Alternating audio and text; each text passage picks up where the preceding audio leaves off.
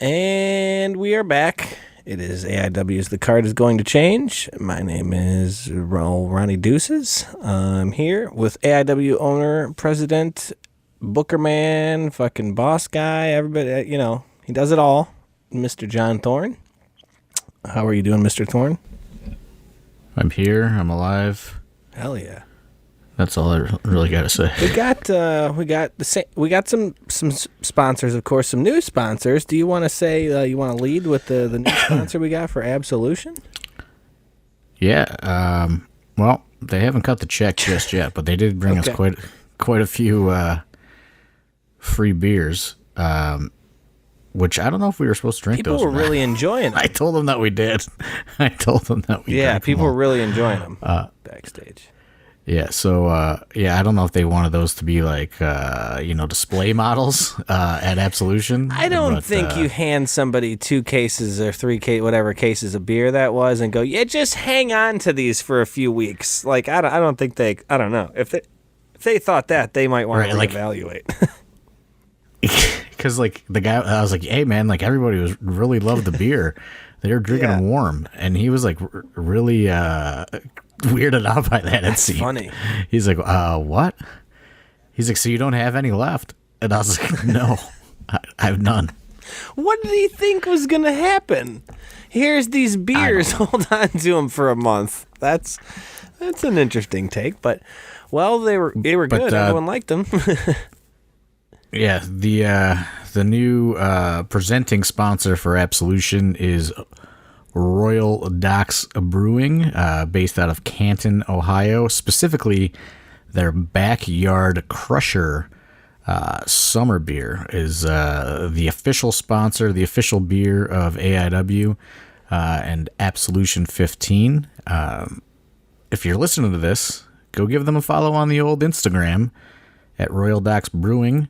And leave them some annoying comments that say AIW sent you, so they know that their potential check that they're going to cut is leading to some brand awareness over here in AIW land from the AIW fans. Yeah, they had a rep at the Winchester, and I don't know if they knew what they were even getting themselves into, but they were there, and they were taking it all in on Thursday night. That's a good one, yeah. Winchester show for your first one. That's a good one. I know everyone can show out brand-wise because we had another brand that we had sponsored for a while, and everyone just, before you know it, everyone was shaving their balls and shit. Everyone was on that train. Yeah. So, hey, go out to... We never got enough of those promo codes to get any money, but nonetheless, we got a free trimmer, So yeah, everyone go to Royal Docks, right? Royal Docks Instagram. Yeah, Royal Docks Brewing on Instagram, just at Royal Docks Brewing, and then also on Twitter, it is at Royal Docks Brew. Give them a follow, give them a tweet, ask them where you can pick up some of their beer, specifically the Backyard Crusher. Tell them AIW sent you.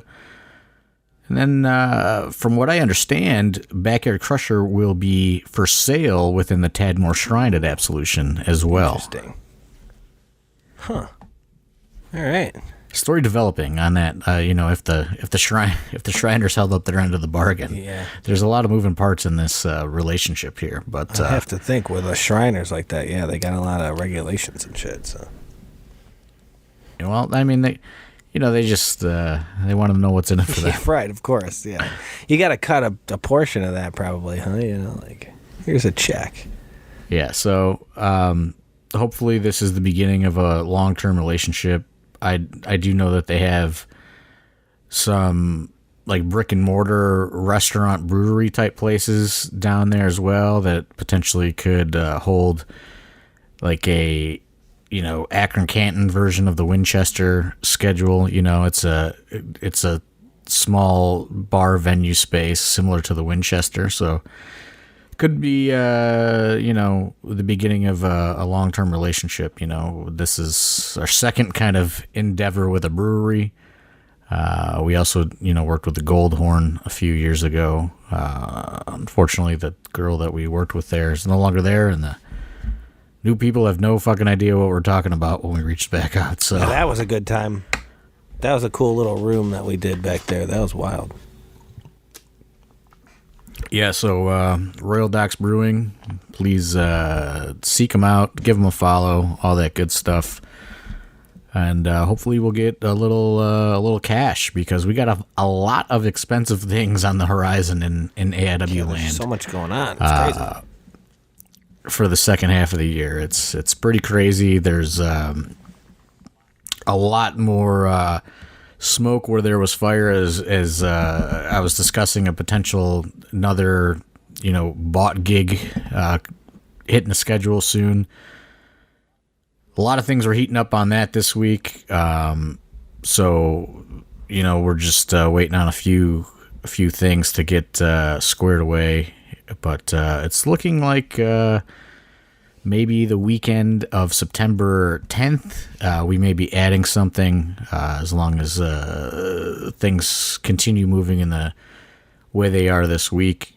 We have to reach out to a few people on our end and do some stuff there. But yeah, there's been a lot of moving parts, and also have been hired back by the Wicked Clown Enterprises. Back in the Juggalo Graces again. Back in the Juggalo Good Graces. I actually took a conference call in the locker room at the Winchester before the show. You came back and you're like so happy. Like, you could tell sometimes if people work a job, you could tell when the boss man, like when things go on, John comes back through those doors, back on the clown's payroll again. Like, until the vibe was up, the mood was good. It was so funny. Yeah. I mean, basically they just want me to kind of like help facilitate and keep things rolling. They're going to book the show. They got some interesting ideas, to say the least, that maybe wouldn't be the way I would go. But hey, I'm a hired gun. I'm going in there. I'm going to run the show that they want run, and do a little exploring in the grounds of the Gathering in August. And I gotta try and tag along to that. We have a crazy schedule in August, and I don't even know if I'll be able to. But I really want to try and tag along, just to see it for one time. I kind of want to, and I know you won't be sticking around for too long. So if I tag along or stick around with you, that'll probably be the in and out. I don't need to be fucking getting lost on that shit. I mean, they run a pretty tight ship.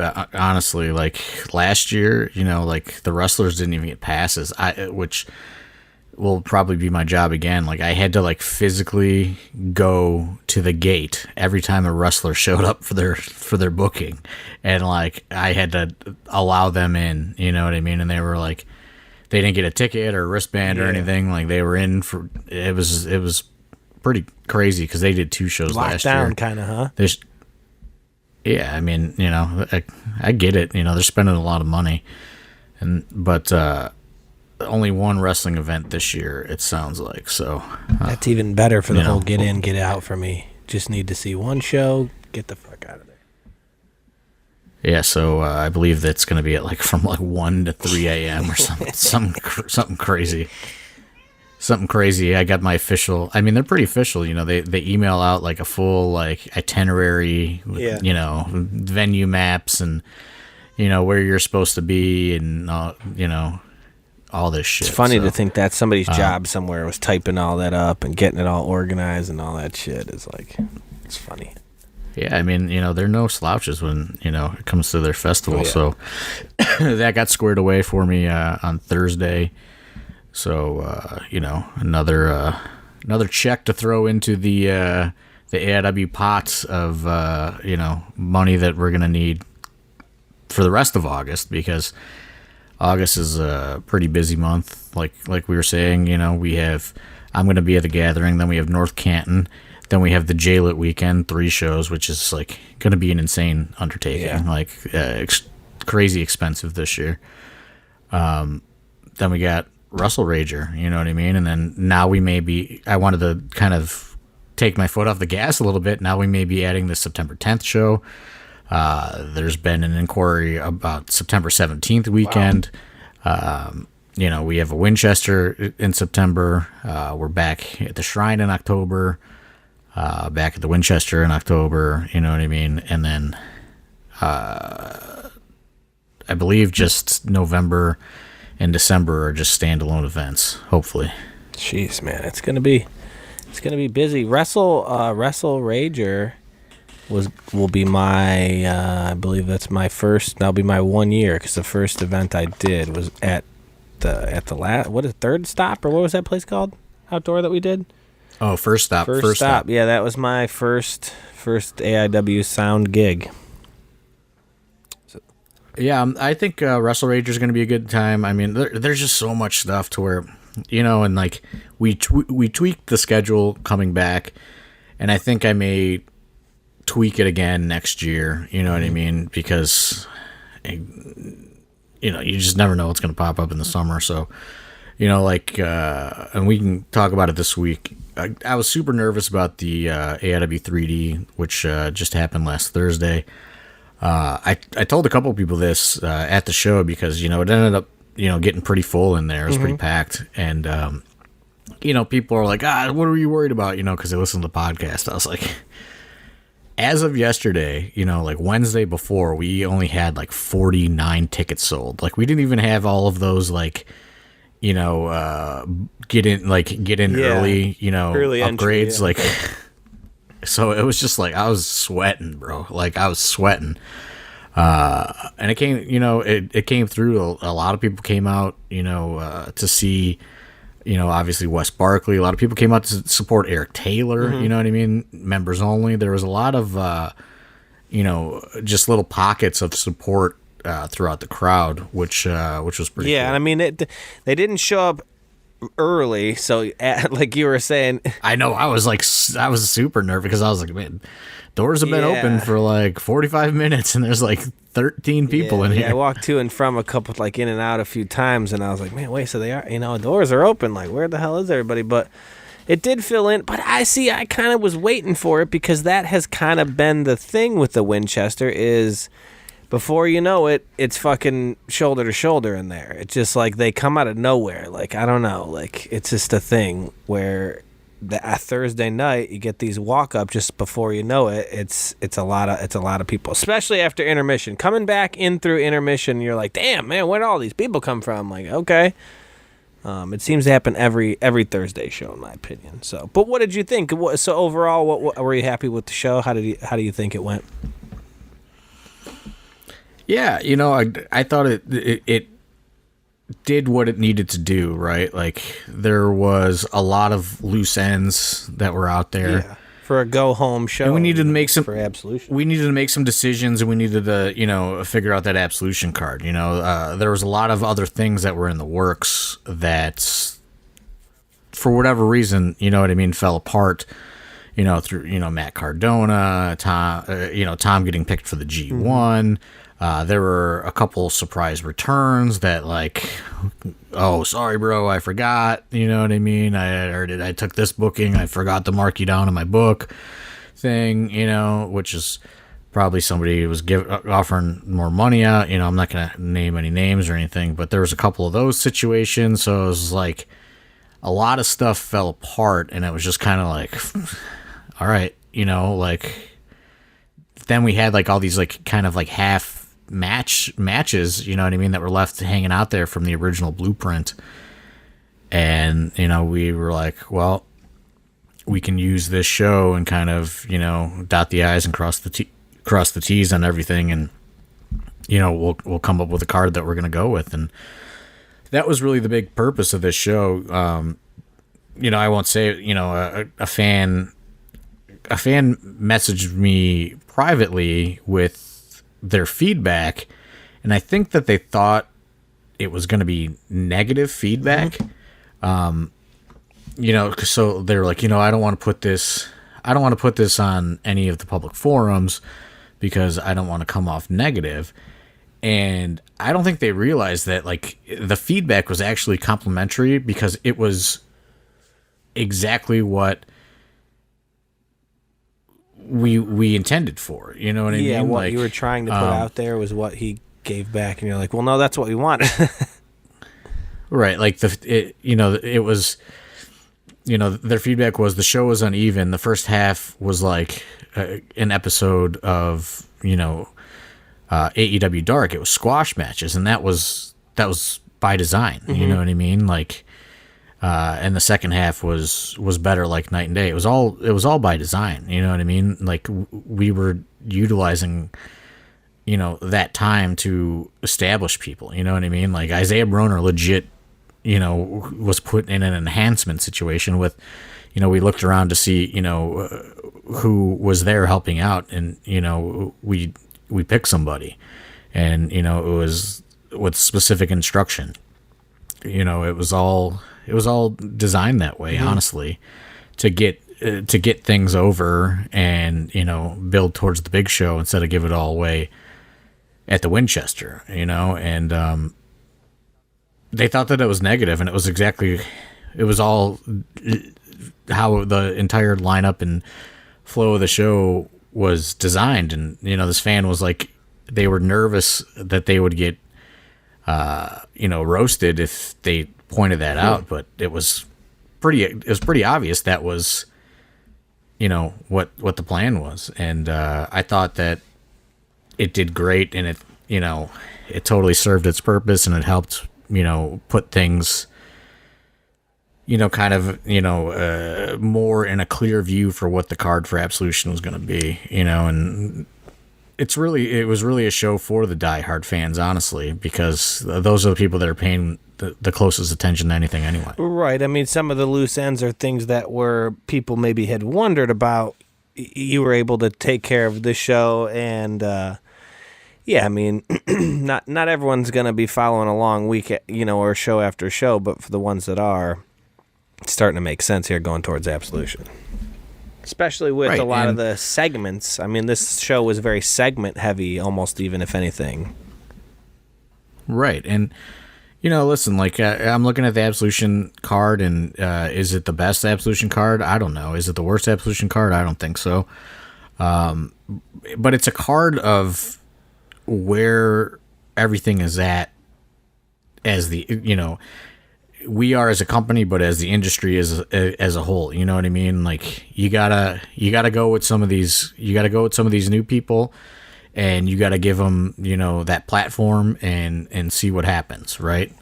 And that's what we're going to do. And you also have to rely on, your, pillars or, stalwarts of the company as well.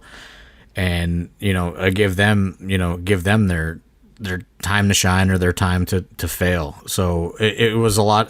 That's the big mentality going into Absolution. Gargano, I knew was going to sell the majority of the tickets without a card, no matter what. You know what I mean? So I figured that this is a good way to, give people that big stage and big opportunity, and, see if the crowd is fully buying in on everybody. And AIW as a whole is guys that we've made, which is, like you said, you got to give new guys time. You got to give time to the pillars. Luckily for AIW, a lot of that line is kind of blurred. A lot of our guys, especially the top guys, are starting to become real big names around out there at other places. So it works nice. Right. It's just, from my perspective, it's a little different. And I do think that fans get a little complacent with the lineup. And I don't think they appreciate that, these are the people that are about to be the people or are the people. But since you see them every month, like, it's almost boring. You know what I mean? Like we'll always get why don't you bring in wrestler X, and it's just like, well, I don't know, like, who would they wrestle? What would they do? Like, where would they fit in the current landscape of, what we're doing? You know what I mean? Like, sometimes I think fans just want you to book somebody for the sake of booking them because they see that they're booked elsewhere. You know what I mean? And name carries a lot of weight anymore some days, even though if you don't see them or have seen them many places. Right. And I don't think they realize that, if you look at other shows, a lot of AIW guys are either people came from us or like a lot of, those lineups are starting to get filled with AIW people. So it's like, you know what I mean? Like, I've always had the mentality, we make them, they take them. And, I struggled with that a lot, when it would happen. And, sometimes your person that you made or whatever in your, our own little universe isn't available anymore. But now I'm just kind of, accepting of it. I know that's kind of our role within, independent wrestling.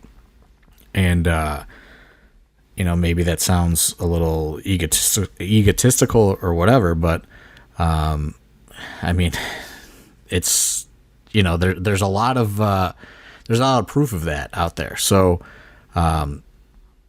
I'm confident in our crew, and I think that, it's time, like, let's get Twan back out there and get him on the card and see what he can do. You know what I mean? 2 years ago, he was a just unstoppable force to the AIW crowd. Yeah. Like just incredibly hot coming off that NXT stuff and the breakup with MJF and all that, and then COVID and everything else. It was like he got an ice bucket dumped on him. So it's like, let's give him a shot, and that was, totally the benefit of the original plans that we had for, Matt Justice and other things, fell through. So it's like, let's look around the room and let's see, at this point, it's like, Matt Justice is almost like the legend of AIW, right? Yeah. So it's like, who was gonna step up? And, I kind of looked at, who was available, and I thought, well, Twan seems like a pretty interesting person to put in that situation. It could go terribly wrong, or it could be, one of the most amazing matches ever, right? I mean, I feel like, and that's kind of like that's kind of like the chance that we can take when, you have so many tickets already sold. You know what I mean? You don't have to worry about like, oh man, I had this big thing lined up for Matthew Justice, and now all this stuff fell through. And it's like, well, like Matthew Justice isn't even available that often. You know what I mean? Like, especially nowadays. Yeah. We gotta start, giving our crew some of these bigger opportunities. And at this point, Matthew Justice, there isn't much of a bigger opportunity on an Absolution show than wrestling him. Yeah, I mean, he's a guy that's been around AIW. He's an AIW legend, like you said. And for Twan to take some of that heat they had, or whatever mojo that he had going, that kind of cooled off, this is a chance. He's had a couple matches. He got that win. This is now a chance. You have a good match with Matt Justice at Absolution. You have a banger match there. You could be right back in the position that you were. Matt Justice is a big name. He wrestles all over the world. So you have a big match with him. People are going to get eyes on it, So that's a big chance for Twan to come right back and gain the momentum that, like you said, so. Right. And, it's honestly just about, not dwelling on things that fell through and, trying to find solutions. And luckily, we do have a wrestling school, and we do have a great fan base that has, really attached themselves to everybody that comes out of the wrestling school, So I just thought that was this is our big show. We haven't had it since COVID. It's been like, I think 3 years. I think the last Absolution was in 2019. Yep. It's been a while. So like, let's focus on our crew. You know what I mean? Like, we don't got to focus on everybody else's crew for this show. Like, let's focus on our crew and showcase our people. And, we'll sprinkle in all the, extra people, you want to see every other show of the year, and that's not to say that this is a bad lineup. I'm just saying, like, from my perspective, I think that an Absolution show needs to be about AIW talent. And, you want those extra, debuting talents, you'll see them in J-Lit. Right. Yeah, Absolution isn't a time when you're going to all of a sudden see all these crazy surprises. You may see one or something. It's not unknown to see an Absolution surprise, but yeah, I mean, this is a time when you're going to showcase, the work that guys been putting in all year, so I'm excited. For 3 years, honestly. Well, yeah, like you said, since 2019, really 3 years. And I mean, I'm excited. The 4-way, they're running it back, the 4-way with members only, Bitcoin, and to Infinity and Beyond, and then adding the fuckets. I mean, that's right. It's gonna be a great. Yeah, and, night. we set up a lot of stuff. And the theme was, it's going to be an AIW centric Absolution, which it always is, but sometimes you get that big special guest or that weird showcase match or whatever, and that's just not the theme that we're going with this year. Like there was some thoughts on some stuff like that, and like I said, things fell through and all this stuff, and I think that we've put together a really great card, and all the little things that we needed to build here in the I guess last minute. I think that we took care of at the Winchester last Thursday, and even which I was gonna say, even down to the meet and greet person is a very AIW centric. You know what I mean? Like to say it's about AIW. I mean, Johnny is a guy. You didn't do a meet and greet. That's a fucking AIW. Talk about AIW legends. I mean that. So even down to just that, right. You know what I mean? The whole show is very AIW home roster centric. Yeah, and that was always kind of the plan. But I do get a little, I guess, influenced sometimes by these, fans that are like always kind of like, hey, book this person or do this person or like, this sucks or what I mean? Like, so you always want to kind of like try to be ahead of that. Yeah. But like, sometimes you got to stick to your guns, and I'm sticking to my guns, and maybe I wouldn't if we didn't have Johnny, but since we do, I know the show is, pretty safe financially, as far as like we already have over 300 tickets sold, so all the premium seating is gone. We only have, whatever we can fit as far as general admission.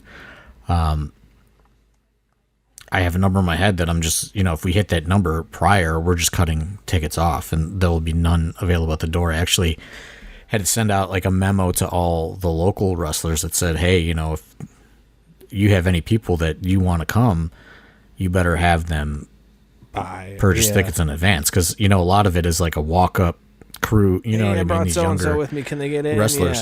Yeah. And I said, hey, like you gotta get your people to buy tickets because the way it's selling, it's selling faster than any Akron show that we've ever had. That for sure. And we've had some lineups with some of the cons. It's like with the rubber con that we did there, and some of the other. I mean, we brought fucking Ricky Steamboat there, for God's sakes. I mean, that's if it's selling faster than some of those shows, you better buy your fucking ticket. Yeah, I mean, geez Louise. Yeah, I mean it's pretty crazy.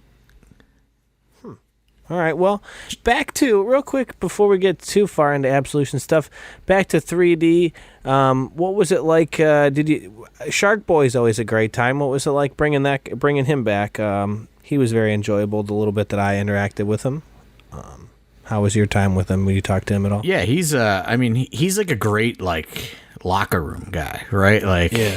And he does his thing in the ring, but he's like one of those just, like, shifty veteran guys who, like, says stuff that like he's different than Tommy Rich, but in the same vein, I want these newer like young students that are actively wrestling. I want them to like experience these like veteran guys, so like it just kind of loosens them up. You know what I mean? Like a funny story is like all those guys they're all nervous to like call the match with them, right? And everyone's got their ideas, they're all very eager and Shark Boy goes, "Hey guys, I just want to let you know that I have a condition.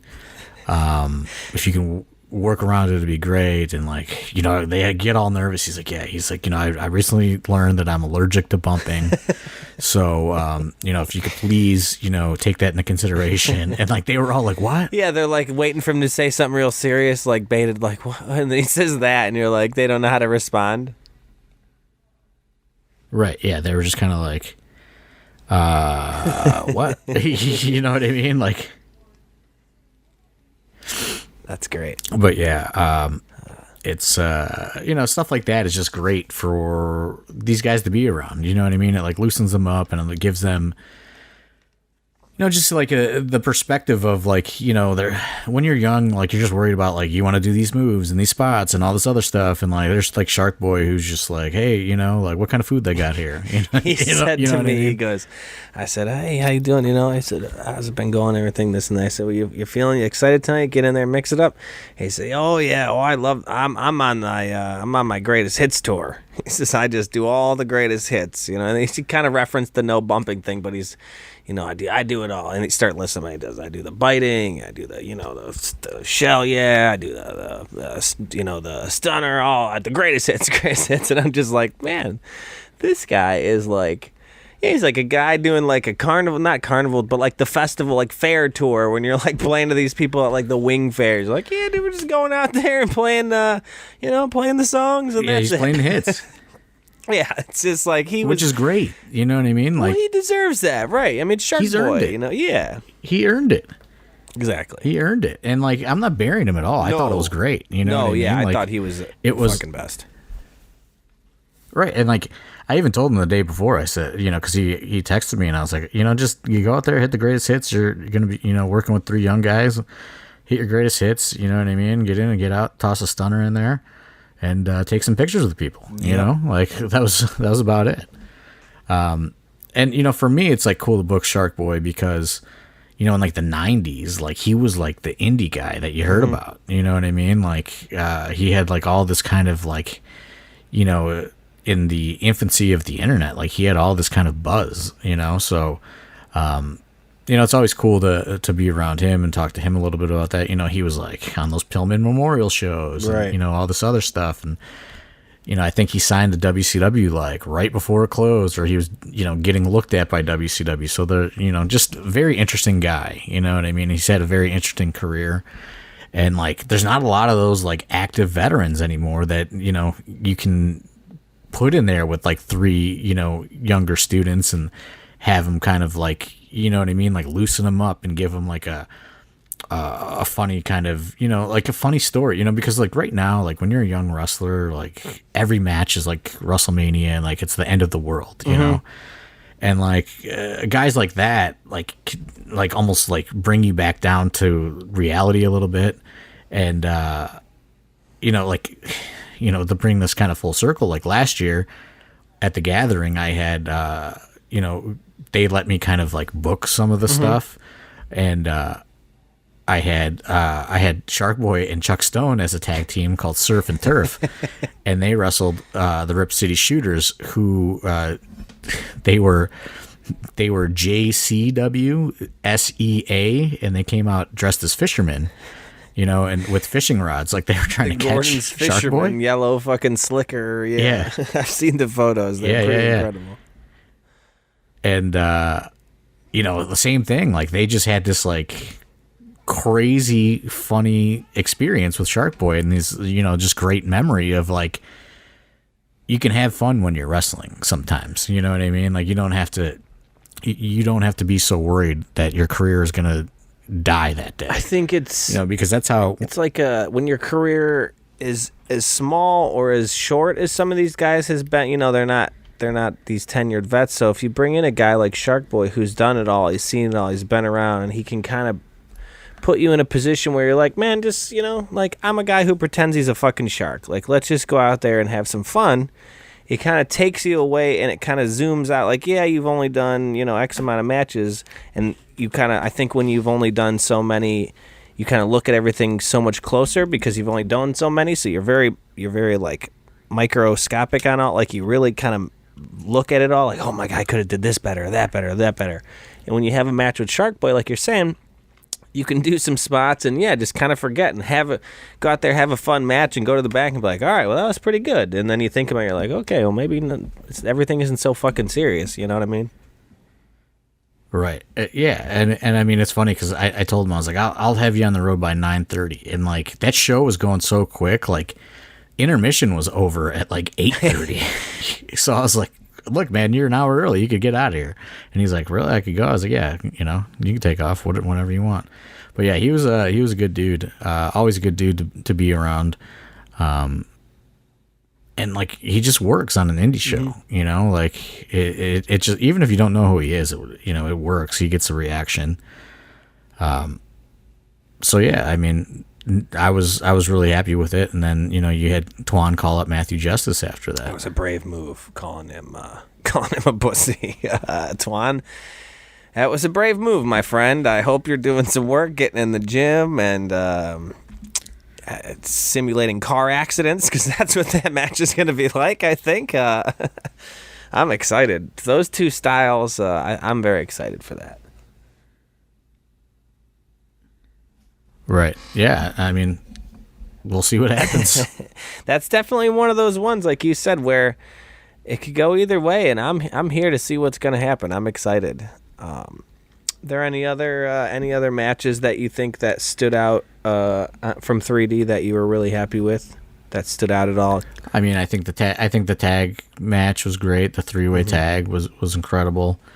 The main event was wild chaos, you know what I mean? And set up, various things going forward. We're going to get the Duke and Wes at Absolution, building on to the Derek and Bishop stuff that's been kind of brewing for months, kind of on the back burner from the Matt Cardona stuff. There's been this, a lot of that with those two. So, just adding fuel to that fire for Absolution. I was really happy with the whole thing. I thought both of the PME bulking season singles matches, like, super over-delivered. I thought they were both great for different reasons.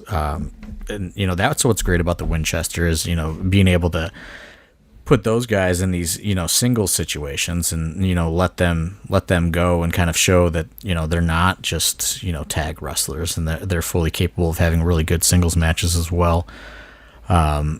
So yeah, I was super happy with all that. I was really happy with the whole show, honestly. I feel like they almost had like a competition between them, like who was going to go out there, out of the singles matches, like they're almost trying to like one up each other, like with each match, what I mean, like, because they both were great in their, like you said, in their own ways. But it put a lot of focus on the fact that PME both obviously I feel like it was kind of, we've seen them do some single stuff, and I feel like everyone felt pretty confident, but seeing Chuck and Artie both go out there single style and really kind of bring it up. I mean, everybody's levels kind of went up for that show, I feel like. And it was a prelude kind of to what we're going to see, now together as a tag. It's going to be both of them, So I'm excited for that tag big time, personally.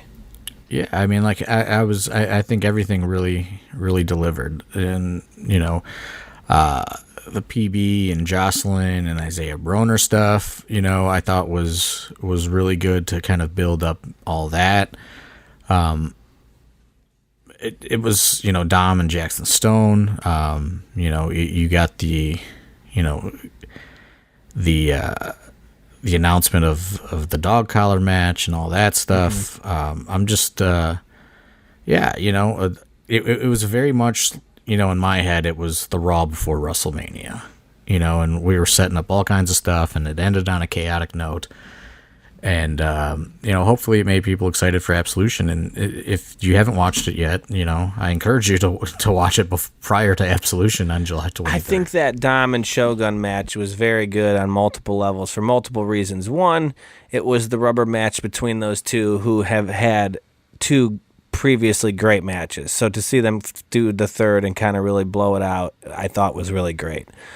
To see Dom get the win over Shogun, and you saw Dom and Carrington have the fans bring the weapons, no rules at Gangsta Rap made me do it. And you kind of saw what could happen there, and you thought, okay, this is kind of maybe the height of it. And then you saw Dom and Shogun go at it again, and you saw Dom go to a level of pissed offness and fucking beat the fuck out of somebody that I was like, holy shit, like that was a match.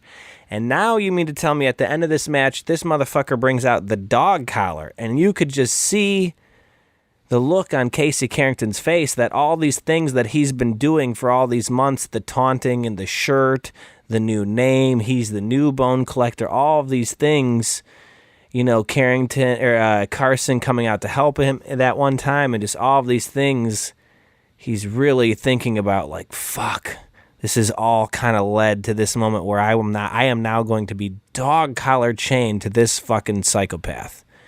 And Dom, I have a feeling, is going to bring some pain. And I'm here for that one. I am excited for it. To see those two finally, the finish to that one, I'm excited. It's been a feud going for a while now. I'm excited to see the end. Yeah, and I just hope that people are, they're excited for it. I think this will be Dom's second or third dog collar match. I think him and Tom did one at an Absolution before. And that might be the only one. I can't remember if him and BJ Whitmer did one or wasn't not. Wasn't that Duke who did all that? That was Submit or Surrender, I think. So, but yeah, I mean, I'm excited. There were a few other ideas tossed around. And it's something we haven't seen we've seen it before in AIW. Obviously, it's not brand new, but it's something we haven't seen for a bit. So maybe some of the newer fans haven't seen a show with a dog collar match. So, because I think the last one was Ethan Page dog collar match for somebody. Was it Dom? No, it would have been Dom and Filthy. Tom, okay, yeah, you're right. Okay. I think that they did one. Someone out there will correct me if I'm wrong. Right. Well, is there anything else you want to hit on for going into Absolution, or anything we want to get to these questions? I know we got a bunch of questions.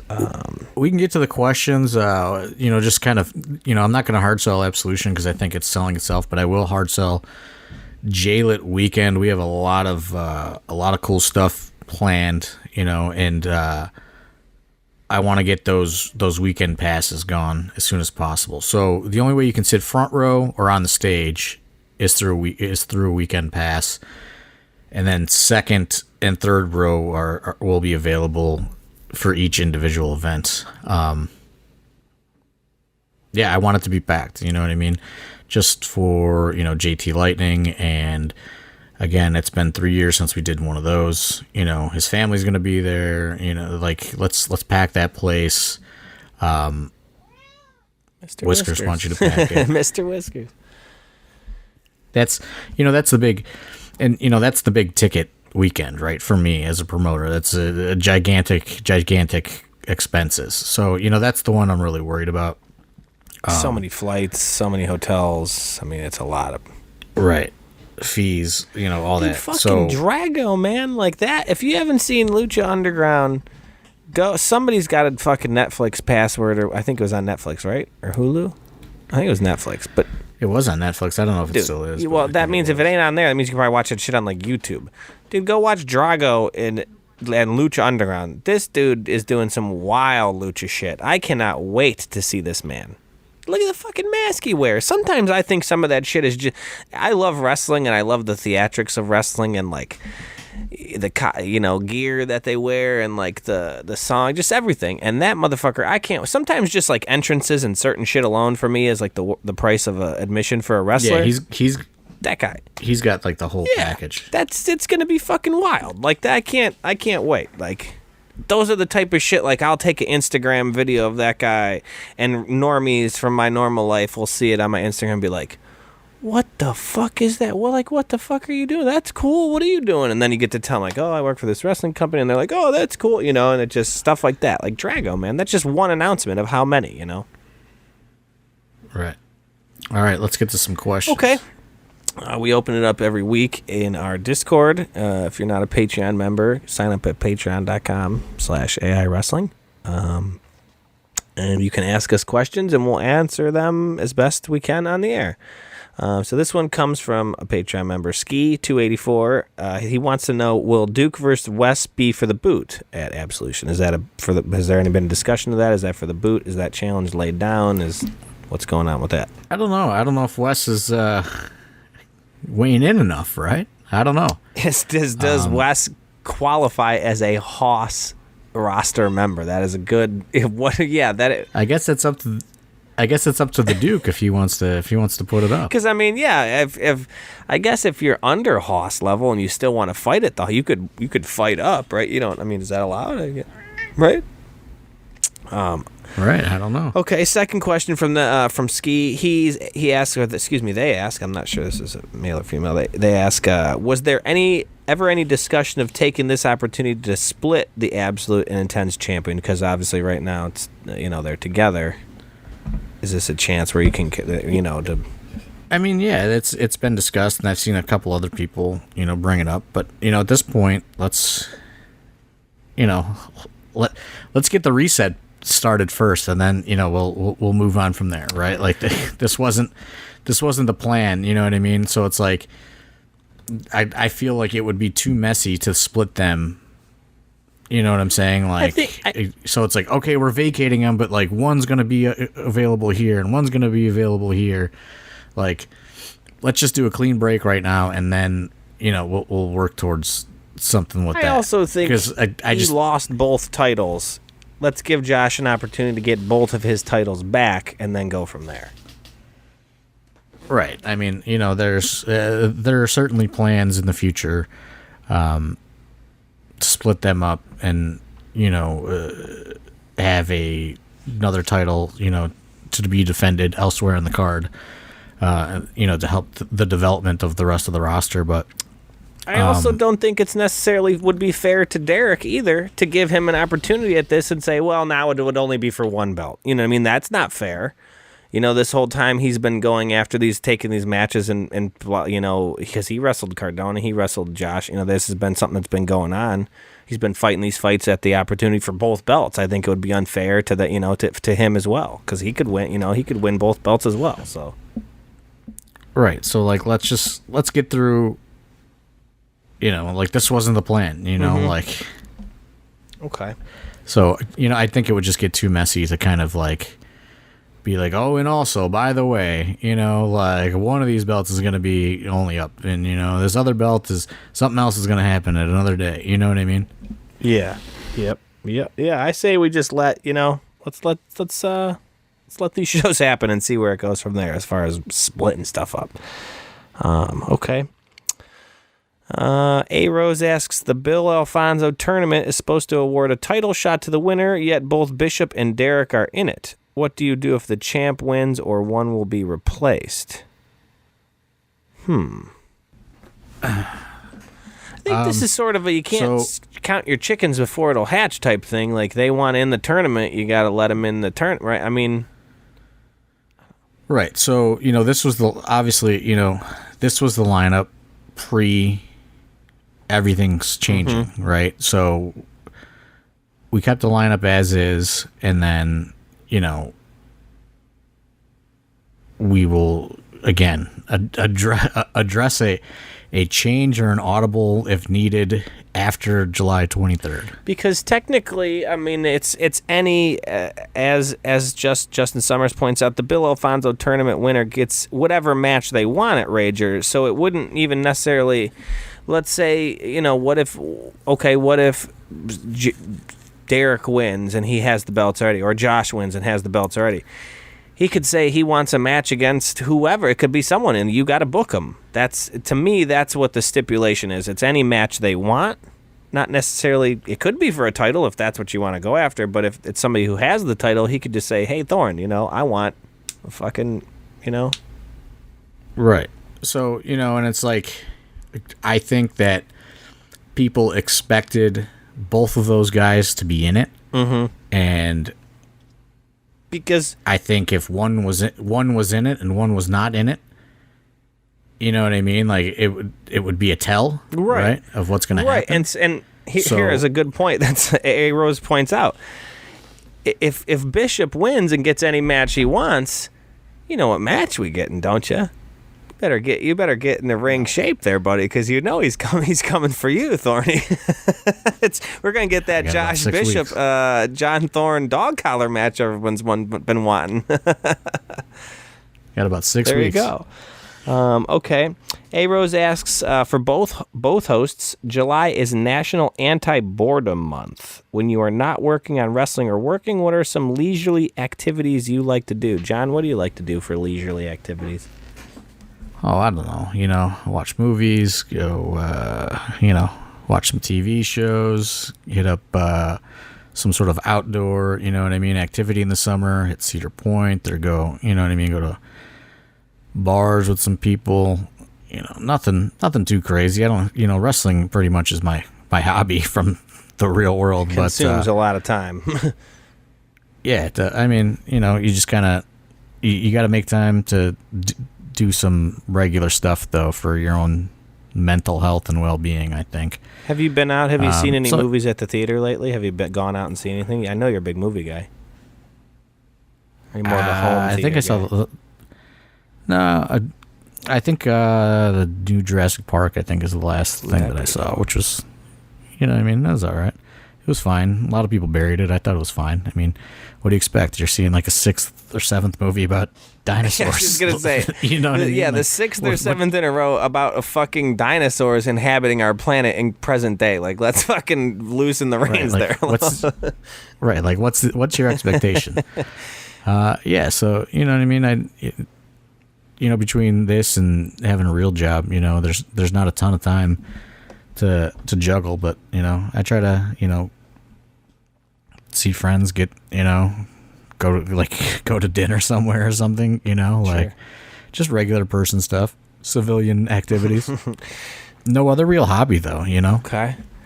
I like camping. I have a camper that I go to. That's like my leisurely activity, I guess.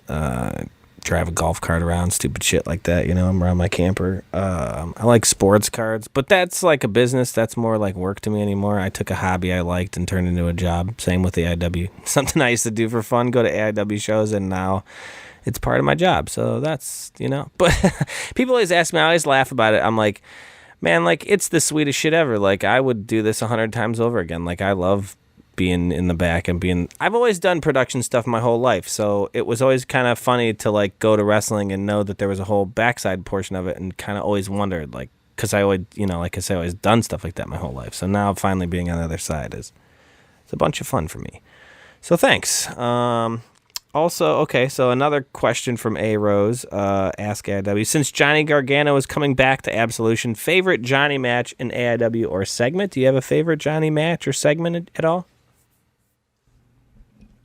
I think the matches with Bryan Danielson really stand out because he was still kind of, just like a local bit of an obscure guy when those happened. And I think anybody that was there will always remember his AIW farewell that went like 90 minutes or something, speech, some crazy, some crazy, amount of time. But yeah, I mean, there's a zillion Johnny Gargano memories, I think, even a lot of them happened when he was training at the school. Like, there was just so much funny stuff that happened that only those, 8 or 10 people or whoever were in that building, will remember. Like the first time Kaplan tried a split-legged moonsault, you know what I mean? Like, Johnny's face and reaction, stuff like that, really stands out. I'm happy we were able to work this out. He's certainly, coming in on the old brother deal for Absolution because he really wanted to be a part of it. So I'm really excited. I hope everybody participates in his meet and greet, and that all that money is going right to him. So he needs it. Got that new kid. He's out of a job. He's keeping all that money. So please, everybody, participate in that meet and greet. He didn't have to do this. He's not doing anything at any independent shows. He's really a strictly convention guy. But he said he would come and do this because it's Absolution. So, I hope that everybody comes out and supports him because, you never know where he's going to go. He is a pretty hot free agent still right now, so I don't know if this is, I don't know if this will be happening again anytime soon. I thought if it wasn't going to be Cesaro recently, Claudio didn't come out. I thought there was a good chance it could be Johnny for sure. So yeah, I don't see Johnny lasting around very long. But okay, Mr. Scott Random asks you, while it's no longer there, are there any favorite memories or rides from Jogga Lake or like SeaWorld, Six Flag until it closed recently? Not recently, 15 years ago. You want to share? He went there in 2001 when it was. I wasn't much of a Jogga Lake person. Like my dad worked, at this union factory job, and they had their company picnics back when companies would have picnics. They would have it at Cedar Point, and you bring the whole family, and then the company would buy kegs for all the workers and put it in that. That's kind of when Cedar Point was a little bit like the Wild West. You could be having kegs in there. I only went to Jogga Lake like a few times in my like teenage years. I went to SeaWorld probably, as a kid, probably a few times. But like not a lot of, fond memories. I remember going there when it turned to Six Flags or whatever, in the early 2000s. But I was more of a Cedar Point guy. Went to Jogga Lake a bunch of times one summer because they had like this stunt action show that they used to put on, and they had BMX riders that they had these couple box jumps in like the front that they put on this show for, and a couple of my friends ended up working for there. They were the BMX riders, and the wild shit that went on at that park, man. It's interesting. If you ever seen that movie, like it's called like Adventureland or whatever, it's about those kids. Adventureland, it's very similar to that. Kristen Stewart and Jesse Eisenberg, or whatever. That place was wild back in the day, but fuck SeaWorld, fuck them forever. I hope every SeaWorld closes. Fuck them forever. That's all I really have to say. Not a big Shamu guy. No, I hate SeaWorld. That fucking place sucks. Speaking of SeaWorld and SeaWorld type things, the Rip City pharmacist Mike wants to know who created the foam shark at AIW3D, and was it Pedro? Because that was great. Yeah, Pedro. So Pedro, I like joked with him like, hey, we need some 3D effects for this show, and he like painted up those doors. I don't know if they ended up breaking those doors. One or or two of them got broken. But he painted up those doors, and like it had like a little bit like if you had the 3D glasses on, it looked kind of 3D, and like it was like popping a little bit. And I was like, now you got to make a shark. And he was like, is that a challenge? And like I was just joking, you know what I mean? Yeah. And like literally 30 minutes later, he has this gigantic shark. It was great. And I was like, how did you do that? Like he like bought a giant piece of styrofoam from like Home Depot or something, and he hand carved it. It looked great. It was just so funny because we're setting up all the shit and getting the ring and everything together, and I tell you what, dude, I'm gonna fuck around and figure I'm gonna know how to do that ring now because I get there so early, especially Winchester and certain places. I like to get the speakers and all the audio stuff set up first before a lot of the ring shit's there because it's hard to get around. So then I'll get done for the most part, and I kind of just watch him. So I'm gonna fucking fuck around and remember how to do that ring. But he's pulling out these doors, and I'm like, the doors? I'm like, oh, those are pretty cool, like the props, like it looks good. He's like, yeah, not fucking around this time. Ever since they put that hole in the wall, he's like, I'm blocking that fucking shit. I'm like, yeah. I'm like, that is like two-way thinking right there. Like, I love it. Like, you took that, like you were also like preventative with it. And then he's like, oh, you want to take a picture in the shark? I was like, hell yeah. And I stuck my head through there and like made this like, oh, like scared face. And he's like, oh, yeah, the fucking sound guy knows how to take the picture. He's like, how come everyone else I asked just kind of stuck their head in there and just looked normal? I'm like, you're supposed to look he's like, you're supposed to look shocked. You're getting eaten by a shark. And I was like, well, yeah, that's the whole point. Yeah, he made everybody take a picture in that shark. Yeah, he was real impressed with my performance, and I felt good about it. I was like, oh, hell yeah. Okay, a couple more. Scott Random wants to know, as an IWTV viewer, the beach balls were such a nice addition. Apparently, there was I haven't watched it back yet. I remember I see him hitting them around, so I wonder if the camera was catching a lot of that, huh? Yeah, I told about 2:00. I said somebody's got to go get some beach balls or something. We got to up the atmosphere. And Dustin Alberti went and bought a bunch of rafts and beach balls, and he got a shark raft, and Shark Boy autographed it. I don't know if anybody bought it or if it was raffled off or if that's going in the vault for a later raffle. But that's pretty sweet. It was like a shark inflatable raft autographed by Shark Boy. Those toys that he had were real great. Shark Boy's such a toyetic dude, obviously. He's a fucking half human, half shark man, so obviously his toys are pretty sweet. But there's a couple old ones, there was 2 TNA ones. I want to say there was an ECW one or something. It's really rad. No, they were all TNA. Okay. Yeah. Trombetta wants to know, will the belts be defended during J-Lit weekend like years past? Any belts going to be defended up for grabs during J-Lit? Or just the tournament? I have to think probably a match or two here. Something that's maybe not day on the 2. Tournament. Yeah, day 2. With when we revamped the format a few years ago, it really opened up the potential for night 2. To be able to do more stuff, because some of those early J-Lits were marathon shows. A lot of singles. They were all singles. Yeah. So now doing the 4-ways. You're doing 12 matches and you know what I mean, when you're trying to mix other matches in to break up the brackets and all that stuff. So the new format really leaves a lot of potential. So yeah, I would think that you'll see something like that. Yeah, because we have seen some wild day 2 4-way matches in J-Lit's past of recent, and none of that shit's announced until the second day too. So so and so wins, and so you know what I mean. You don't know who could be facing who in night 2, and that's been some of the most intriguing shit, is who's squared off on night 2 in some of these 4-ways and shit. Right, and then there's just a lot more potential on night 2 for just exciting stuff. So yeah, I would think, but I'm not gonna say yes for sure right now. Okay. All right, and the final one we got was from Jack. He wants to know, any memories of NEPW out of Lake County at all? You remember any of that? Oh yeah, the promoter's name was Eddie Edwards. NEPW. Yeah, I went to a lot. I went to a lot of those shows. I was a referee for NEPW for a while. You were a ref, huh? When I was 17. Yeah, when I was 17, I was a ref at NEPW. I don't know how many shows, but quite a few NEPW shows.